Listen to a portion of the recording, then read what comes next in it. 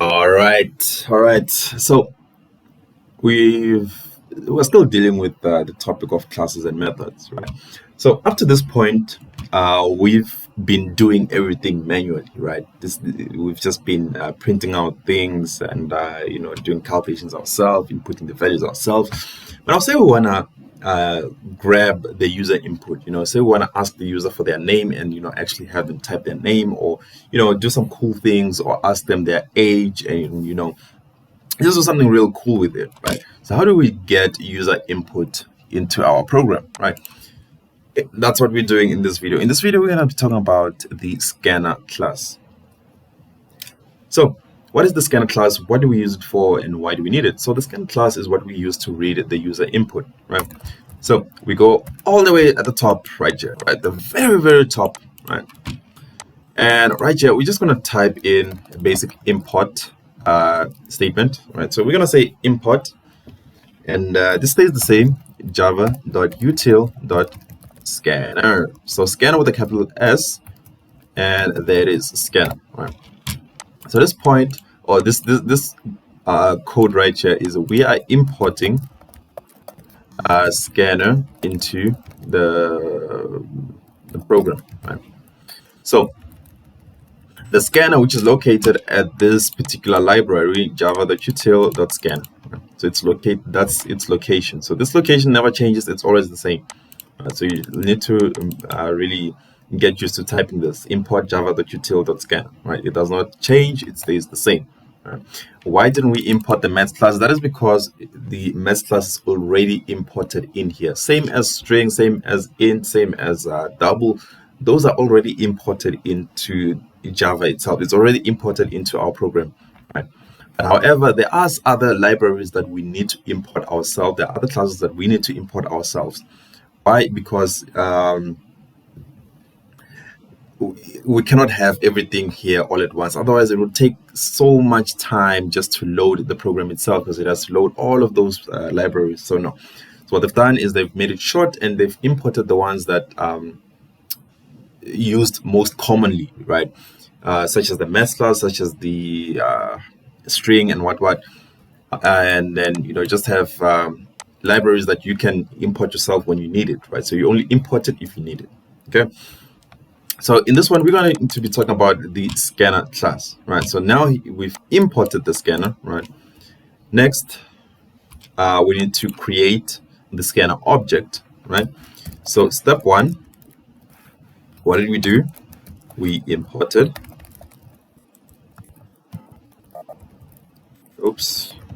imported scanner. And then step two, create an object. Now create a scanner object. Step three, use the scanner object. Right, so you just need to follow these three steps. So step one, we've imported the scanner class. Step two, we need to create our scanner object, right? And we create it right here underneath the declare variables. And so how do we create it, right? How do we create a scanner object, right? It's quite simple, really. So this is how we create. We create it in a similar way to how we create variables, right? So firstly, we had to write the data type of the variable, right? So what is the data type of the object that we're trying to create? It's a scanner, right? So we type scanner, right? And then what did we do next? When we declare variables, we give it a name, right? So even in here, we're going to give it a name. I'm going to call this one keyboard, okay? So here it is. I've created a scanner, right? And that is named a keyboard, right? But it doesn't end there. With the scanner, it does not end there, right? So let's say is equal to, right? So much like I'm giving a value to a variable, so I need to put an equal sign and actually write down some things so that I can be able to use it, right? And then how do we go about which value do I put in here, right? So the scanner, as you can see, when we're talking about normal variables, an int variable is expecting integers, a double variable is expecting double, a string variable is expecting a string. So a string object is expecting, a scanner object is expecting something related to the scanner, right? So this part here also remains the same. You can memorize it, but you'll come to understand it in the future. So how do you do it? You have to write new, right? The keyword new. So new is a keyword. So new, and then scanner with a capital letter. So scanner, right? So something like this. So new scanner like this, okay? With the brackets here inside. So this here is a method. The moment you see something with brackets, with normal size brackets, just know this is a method, okay? Yeah, it's just weird. This one is just a variable. That's why there's no brackets. It's just a variable, okay? That's found inside the math class. Don't worry, it will make sense to you when you as you advance in programming. For now, just know if it has brackets, it's a method. Okay. Then inside the brackets, we need to type system dot in. Okay. So system dot in goes inside the brackets, and this is how we create a scanner object.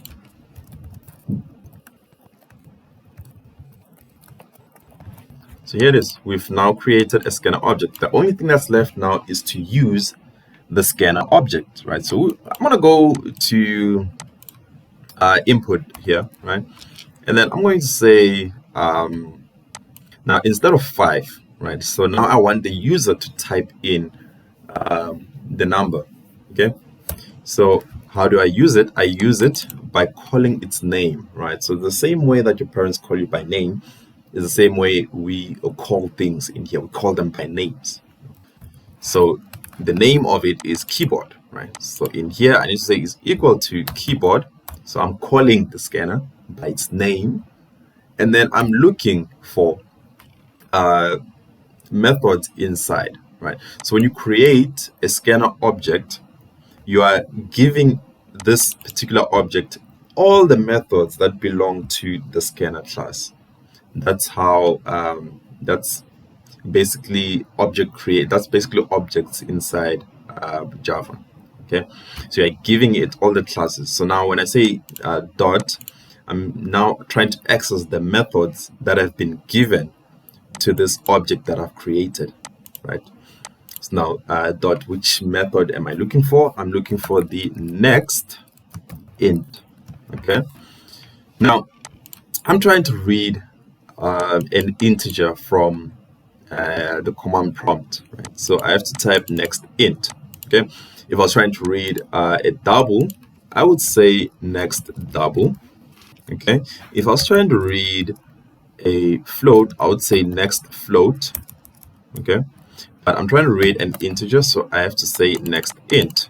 Okay, now save that, and then we're gonna try and run it. Java C, and then program underscore one.java, and then Java program underscore one, run it, and then it's expecting something. You see that like nothing is going on here. So as you can see here, we try to print out area, right? But nothing is getting printed because it's waiting for something. It's waiting for an input. Now I can be able to type. You see that? So now if I was to type, let's type 7, right? So when I type 7 and hit enter, now it gives me a calculation of the area, right? So this is not very user friendly. As you can see, like I had to guess now that it's okay. Now it's expecting me to type something, right? So the best thing to do is to have a system out print before you actually collect value. So this is collecting value. Now we just want to type system out print on top here to tell the user to enter a radius. Okay, and then just going to do this and then close, terminate, right? So now let's run this again and see what it looks like. It is run it. As you can see, now it says enter radius. Now it's expecting me to type something, but now it's underneath here, and I don't actually like that, right? But it's fine. I'm going to type 8 this time, and there it is. Now it's giving me the calculation, right, according to my own input. Like I said, I don't like typing underneath here. I want to type next to this semicolon. This colon? Sorry. When I do that, I need to change print line. So print line basically creates a new line right after the print. It creates a new line. So I'm going to remove this line and leave it as print. Okay, so this is the difference between print line and print. Then just leave add a little bit of space there and run this program again, and there it is. Now I can be able to write next to that line right there, right? So now I'm going to type 7, and there's my answer, right? So this is how you create, this is how you read values from the user, right? Now, this is not the only thing we can read. We can read words in here. We can read other values as well, right? So in this one, I'm just going to ask the user to type their name, right? So enter your name, okay? Like this, right? Just enter your name. And then I'm going to create a string variable. Let's create a string variable here on top and say this is as name, okay? And then down here, we want to use as name to actually collect the input from the user, right? So with strings, we don't have a next string, unfortunately, but however, we have next line, okay? So we use next line for string, and we use next int or next. We use next int for integers. We use next double for doubles. Yeah. So here we go. So load the changes and run the code. So enter your radius. Why is it telling me to? Oh, I forgot to save. I keep doing this. I keep forgetting to save. I'm sorry. So load the changes and run the program. So enter your name. Now it's expecting me to write my name. Now I can write Hinsha. Say now it's expecting a radius and I do not type an integer, I type something else, right? So maybe like Z or something. So if I type Z, the program is going to crash because it's expecting an integer. So if I hit enter, as you can see, it's screaming at me saying type mismatch because I did not enter an integer, right? So next int makes it to expect an integer. If I do not type anything that's not an integer, the program is going to crash, right? So yeah, this is how we read values. This is how we get values from our users. Try playing around with it.